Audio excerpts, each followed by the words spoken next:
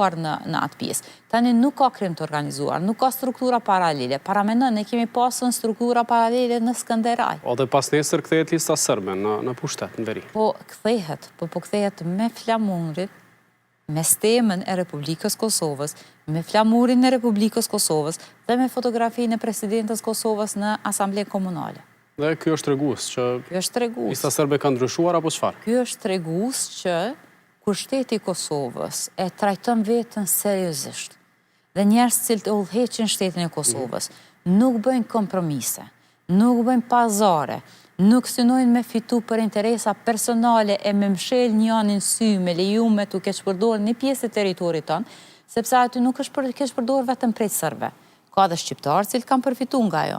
Nëse tash lista serbe respekton Republikën e Kosovës, se duhet jetë problem certifikimi, nëse mund të hedhim këto shembuj. Ajo nuk e ndron listën serbe. Ajo nuk e ndron. Lista serbe e ka për detyrë, e ka obligim me respektu stemën e shtetit Kosovës, flamurin, edhe me konstituu kuvendin komunal në përputhje me ligjet edhe kushtetutën e shtetit Kosovës. Kjo nuk e ndron listën serbe për fund pasullo ju do t'jeni kandidate për deputete me shumë siguri. Tash, a keni ambicie ose plane për të qenë ministre, si që e prezentu 2 herë në ekspozën e Kurtit dhe Konjufcës, apo do t'jeni pjesë e kuvendit? Tani, për neve si deputet të lëvizjes vendosje, vendosë organizata, ku do që i duhemi më shumë. Pra nëse organizata mendon që unë kry punë shumë të mirë si ministre e një dikasteri qeveritar, në këtë rast në Ministrisë së Mjedisit, do t'jem aty. Nëse organizata mendon se do t'kry punë më mirë si deputete, do t'jem deputete kuvendit Kosovës. A mendoni ju që mund të fani më shumë?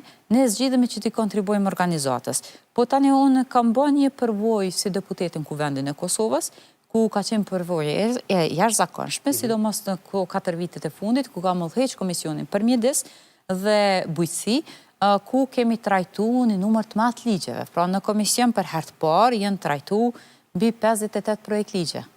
Dhe kjo është një rekord që nuk e ka kalu asnjëherë asnjë komision brenda kuvendit Kosovës. Dhe mendoj që nëse organizata mendon se duhet të jem pjesë e ministrisë, do të bëj punën më të mirë që mundem dhe do të ndryshoj gjendjen saj përket mbrojtjes mjedisit. Kjo i bie që Ministria e Mjedisit është edhe, do t'jetë edhe premtim, para zgjedhores që do t'jetë dikasteri ndar prej infrastrukturës si që ka qena. Po tani na kemi prezentu qysh do t'jenë dikasteret.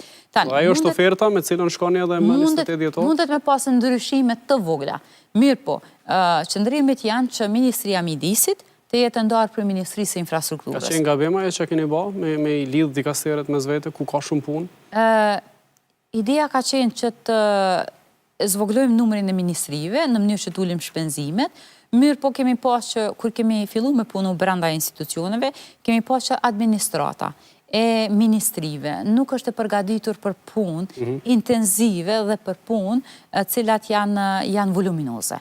Tani, neve çfarë na duhet që ne kemi rrit tani numrin e ministrive, për shkak se kemi pa të domosdoshme që disa ministri nuk funksionojnë të bashkuara, për shkak të volumit të punëve, dhe në këtë formë neve na duhet që ta bëjmë një reformë në administratë, një reformë të thellë në administratë, në mënyrë që gradualisht të shkojmë duke zvogluar edhe numrin e dikastereve brenda ministrive, mirë po kur të krijojmë një forcë profesionale, punëtore, e cila mundet me bë